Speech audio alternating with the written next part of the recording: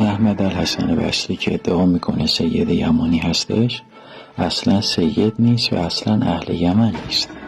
سید یمانی 9 ماه قبل از ظهور میاند و همزمان با سفیانی و خراسانی قیام میکنه که این فرقه واقعا خطر برای شیعه است. اینا خطرناکن.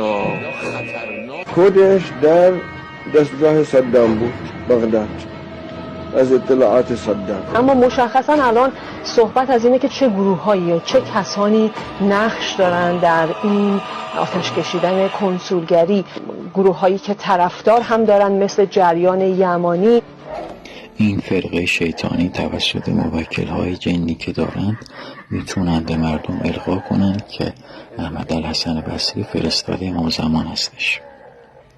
یکی از ادعاهای این فرقه شیطانی این هستش که احمد الحسن در کتاب خودش به اسم متشابهات جلد 4 صفحه 129 خودش رو سنگ حجرالاسود معرفی کرده. صحیحاً میگه و او حجرالاسود در رکن عراقی در کعبه است و در حقیقت انسان است، او مهدی اول و یمانی است، او صاحب امان است. پس باید مراقب باشیم در دام این فرقه شیطانی نیفتیم.